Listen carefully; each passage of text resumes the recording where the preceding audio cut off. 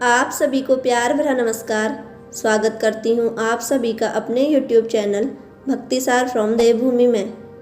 महाभारत की कथा के अनुसार पांडव हस्तिनापुर में अपनी माता कुंती के साथ जीवन व्यतीत कर रहे थे, लेकिन शकुनी के छल कपट से उनमें तथा कौरवों में बैर की आग धीरे धीरे बढ़ रही थी। दुर्योधन बड़ी खोटी बुद्धि का मनुष्य था। उसने अपने मामा शकुनी के कहने पर पांडवों को बचपन में कई बार मारने का प्रयत्न किया, लेकिन सफल न हो सका। और जब बड़े होने पर दुर्योधन की जगह युधिष्ठिर को हस्तिनापुर का युवराज बना दिया गया, तो शकुनी ने लाक्ष के बने हुए घर में पांडवों को रखकर आग लगाकर उन्हें जलाने का प्रयत्न किया, किंतु विदुर की सहायता से पांचों पांडव अपनी माता के साथ उस जलते हुए घर से सकुशल बाहर निकल आए। तो दोस्तों, आज की वीडियो में जानते हैं लाक्षागृह से जुड़े पूरे षड्यंत्रों की कथा। उत्तम गुणों के कारण युधिष्ठिर हस्तिनापुर के प्रजाजनों में अत्यंत लोकप्रिय हो गए। उनके गुणों तथा लोकप्रियता को देखते हुए भीष्म पितामह ने धृतराष्ट्र से युधिष्ठिर का राज्याभिषेक कर देने के लिए कहा, परंतु दुर्योधन नहीं चाहता था कि युधिष्ठिर राजा बने।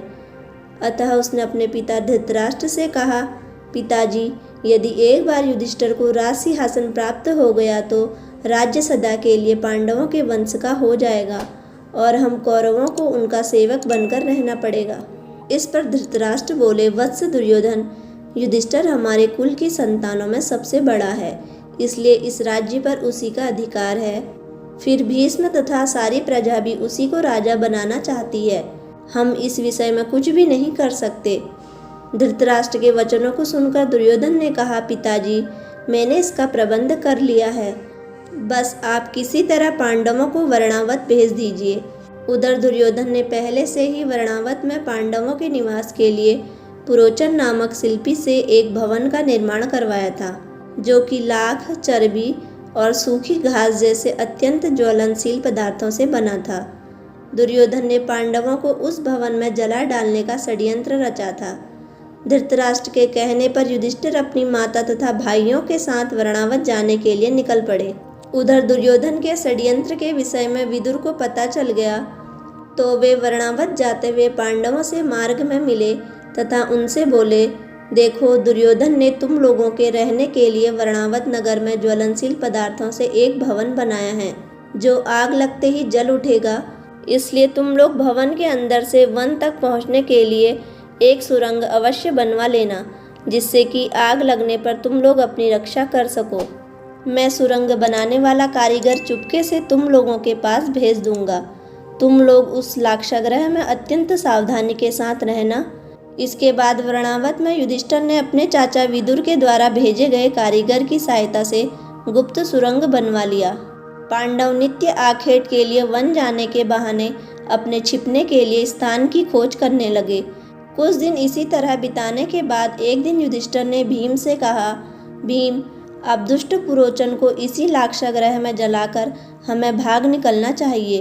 भीम ने उसी रात्रि पुरोचन को किसी बहाने बुलवाया और उसे उस भवन के एक कक्ष में बंदी बना लिया। उसके पश्चात भवन में आग लगा दी और अपनी माता कुंती एवं भाइयों के साथ सुरंग के रास्ते वन में भाग निकले। कुंती तथा पांडवों के लिए विदुर ने एक आदमी को नौका सहित भेजा था। सुरंग जिस जंगल में खुलती थी, वहां गंगा नदी थी। विदुर की भेजी हुई नौका की सहायता से वे लोग गंगा के दूसरी पार पहुंच गए। जब महल जल गया और वे गुप्त रूप से बच निकले, तो सारा शहर आकर पांडवों की कथित मृत्यु पर विलाप करने लगा। हस्तिनापुर में धृतराष्ट्र ने भी शोकमग्न होने का दिखावा किया। दुर्योधन ने 3 दिन तक खाना नहीं खाने का ढोंग किया। हर कोई मातम मनाने लगा और प्रार्थना सभाएं आयोजित की गई।